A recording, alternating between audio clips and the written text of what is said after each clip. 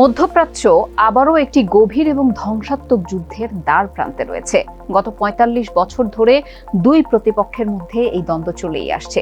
সম্প্রতি তাদের পাল্টাপাল্টি আক্রমণের কারণে পুরো অঞ্চল এখন বিপজ্জনক একটা সময় পার করছে। স্বভাবতই মনে প্রশ্ন আসে, এরপর কি হবে? ইসরায়েল ঘোষণা দিয়েছে ইরানের শক্তিশালী পাল্টা আক্রমণের।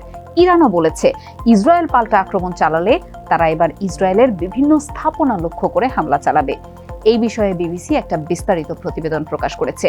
চলুন বিবিসির সেই প্রতিবেদনের আলোকে আমরাও পরবর্তী পরিস্থিতি সম্পর্কে একটু আন্দাজ করার চেষ্টা করি। আপনাদের সাথে আছি আমি মোহনা হোসেন। ১৯৭৯ সালে শাহের পতনের পর ইরান একটি ইসলামী প্রজাতন্ত্রে পরিণত হয়। তারা বহুদিন ধরে ইহুদিবাদী রাষ্ট্র ইসরায়েলকে ধ্বংস করার প্রতিশ্রুতি দিয়ে আসছে। ইসরায়েল অভিযোগ করে মধ্যপ্রাচ্য জুড়ে ইরানের রেভলিউশনারি গার্ড কর্প IRGC তাদের মিত্র ও প্রতিনিধিদের মাধ্যমে সহিংসতা ছড়াচ্ছে এবং বিশ্বের কয়েকটি আরব সরকারও এই অভিযোগ সমর্থন করে। গত ১ অক্টোবর চালানো ব্যালিস্টিক ক্ষেপণাস্ত্র আক্রমণের প্রতিশোধ নেওয়ার প্রস্তুতি নিচ্ছে ইসরায়েল। ইরান দাবি করছে বৈরুতে হিজবুল্লাহর নেতা হাসান নাসরুল্লাহ ও তেহরানে হামাসের নেতা ইসমাইল হানিয়াকে হত্যার প্রতিশোধ নিতে তারা এই আক্রমণ চালিয়েছে। ইসরায়েল ও তার ঘনিষ্ঠ মিত্র যুক্তরাষ্ট্র উভয়ই ইরানের বিরুদ্ধে শাস্তিমূলক ব্যবস্থা নেওয়ার অঙ্গীকার ইতিমধ্যেই করেছে।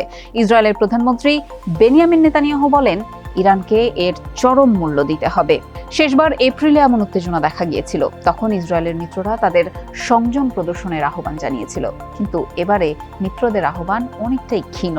আর ইসরায়েল যেভাবে লেবানন, গাজা, ইয়েমেন, সিরিয়ার বিরুদ্ধে একসঙ্গে লড়াই করার সংকল্প নিয়েছে, তা দেখে মনে হচ্ছে নেতানিয়াহু খুব সহজে এসব বন্ধ করবেন না।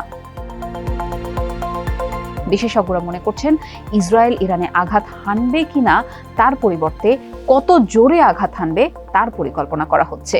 মার্কিন স্যাটেলাইটের গোয়েন্দা তথ্য এবং ইসরায়েলের গোয়েন্দা সংস্থা মোসাদের সহায়তায় ইরানে থাকা স্পাইদের মাধ্যমে ইসরায়েলের প্রতিরক্ষা বাহিনী IDF আক্রমণের একটা খসড়া তালিকা করেছে। তাদের এই তালিকাকে 3টি শ্রেণীতে ভাগ করা যেতে পারে। প্রথমটি হলো প্রচলিত সামরিক লক্ষ্য। ইরানের যেখান থেকে সেই ব্যালিস্টিক ক্ষেপণাস্ত্রগুলো উৎক্ষেপণ করা হয়েছিল সেই ঘাঁটিগুলো প্রাথমিক এবং সুস্পষ্ট লক্ষ্য হতে পারে। এর মধ্যে উৎক্ষেপণ প্যাড, কমান্ড এবং কন্ট্রোল সেন্টার, জ্বালানি ট্যাঙ্ক এবং সংরক্ষণ বাংকার আছে। এছাড়া IRGCর ঘাঁটি, আকাশ প্রতিরক্ষা ব্যবস্থা এবং অন্যান্য ক্ষেপণাস্ত্র ব্যাটারিতেও আঘাত হানতে পারে তারা। এমনকি ইরানের ব্যালিস্টিক ক্ষেপণাস্ত্র কর্মসূচির সঙ্গে গুরুত্বপূর্ণ ব্যক্তিদের হত্যা করারও চেষ্টা করা হতে পারে। এরপর আছে অর্থনৈতিক লক্ষ্য। অর্থনৈতিক লক্ষ্যের মধ্যে ইরানের সবচেয়ে ঝুঁকিপূর্ণ রাষ্ট্রীয় সম্পদ, যেমন পেট্রোকেমিক্যাল কারখানা, বিদ্যুৎ উৎপাদন কারখানা এবং সম্ভবত তাদের শিপিং খাত অন্তর্ভুক্ত হতে পারে। তবে এটি অত্যন্ত অজনপ্রিয় একটি পদক্ষেপ হবে, কারণ এটি সামরিক বাহিনীর চেয়ে সাধারণ মানুষের জীবনকে অনেক বেশি ক্ষতিগ্রস্ত করবে বলছেন বিশেষজ্ঞরা। তৃতীয় শ্রেণীটি হতে পারে পারমাণবিক লক্ষ্য। পারমাণবিক লক্ষ্য ইসরায়েলের জন্য একটি সবচেয়ে বড় লক্ষ্য হতে পারে। জাতিসংঘের পরমাণু পর্যবেক্ষক সংস্থা IAEA নিশ্চিত করেছে যে ইরান বেসামরিক পারমাণবিক শক্তির জন্য প্রয়োজনীয় 20% বেশি ইউরেনিয়াম সমৃদ্ধ করছে। আবার ইসরায়েল এবং অন্যান্যরা সন্দেহ করছে যে ইরান পারমাণবিক বোমা তৈরির একেবারে দ্বার প্রান্তে পৌঁছানোর চেষ্টা করছে। ইসরায়েলের সম্ভাব্য লক্ষ্য তালিকার মধ্যে রয়েছে পারচিন, যা ইরানের সামরিক পারমাণবিক কর্মসূচির কেন্দ্রবিন্দু।